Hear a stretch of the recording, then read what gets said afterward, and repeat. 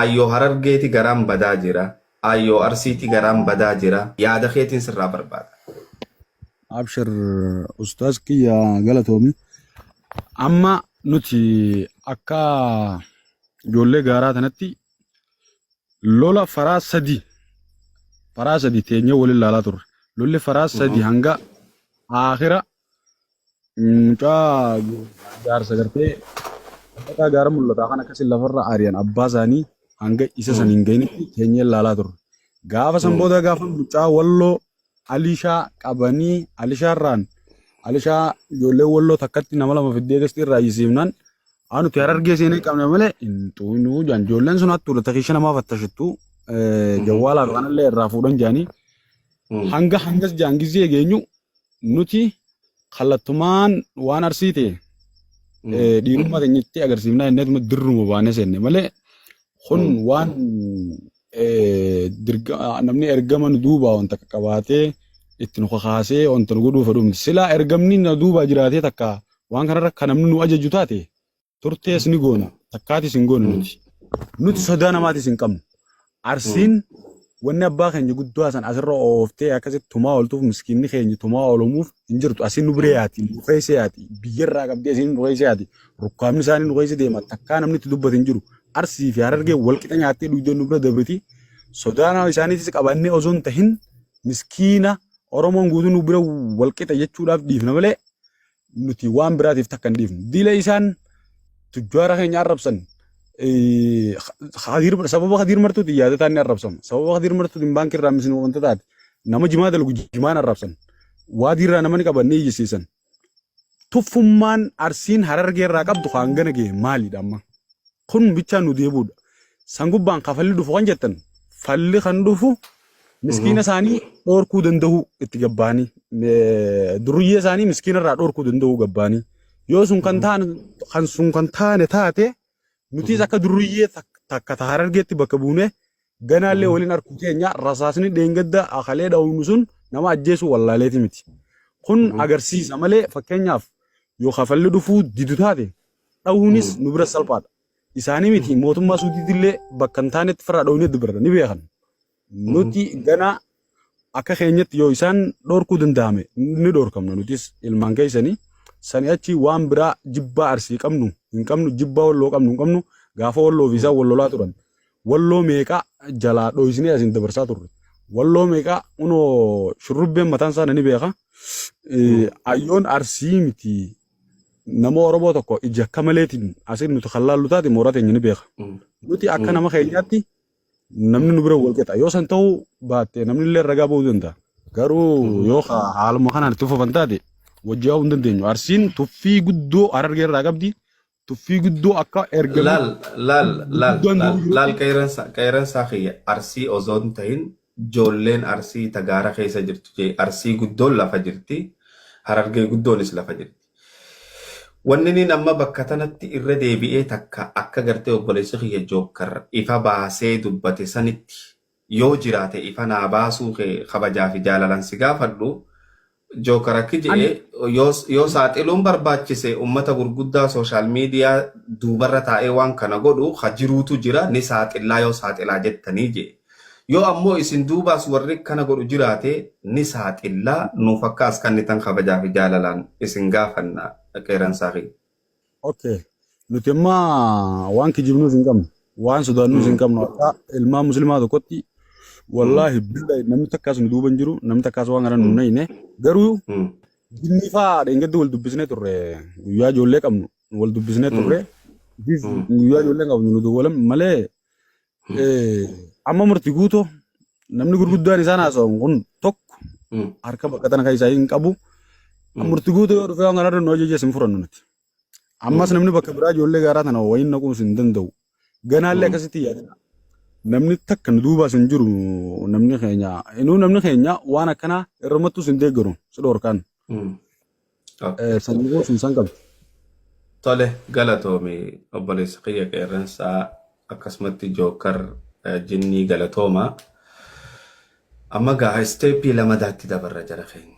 Hadaraa. Seeni Hamzaa seeni. Nama Dhiifama naa haasa'uu godhaati dandeessan. dhawaa tokko wayii naa qajeelchitanii asitti dhiifama illee naa godha. Maaliif Tole ayyaada itti ofi dhiyeeffate malee jokkar. komii hin dhiyeeffanne.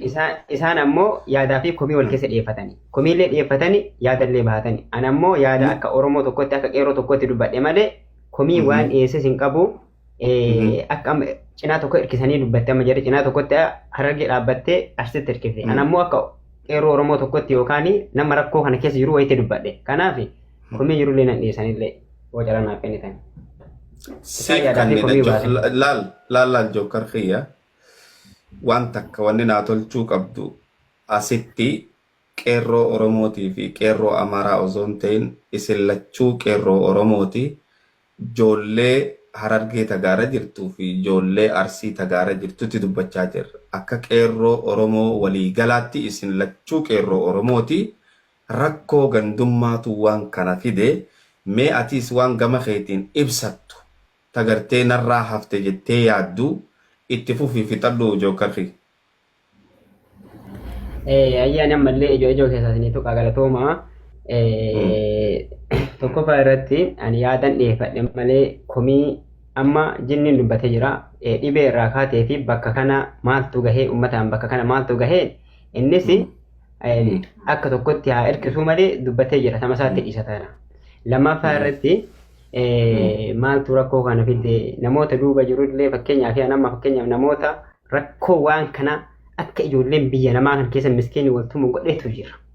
Tokkoffaa irratti namoota akkasii namoota lama sadii yoo himinaan jettan nan hima kan duuba dhaabbateetiin waraanas deeggaru ragaa wajjin ammoo ijoolleen miskiinni arra wanni nuti jookar wannummaan nuti barbaannu guddoonu warra waan kana dalagaa jiru warra waan kana dalagu ragaadhaa wajjin as yoonuu keesse Oromoon harka tokko wal qabattee uummata kanatti duultee firraa dhorkiti. Kutaan kudha takkannanuu warra akkanaa kana barbaadaa jiran itti oofu. Irraa saaqee waan tokkollee duusii waan beeytoo jiraatu. Ayyee tokkoffaa irratti artistii keenya kabajamaa jaallatama Kadir Martuu. Kan namni hundi jaallatu kan namni hundi kabaju artistii olee nama jechaanii akka afaaniinuu ibsuu hin dandeenye nama guddaa.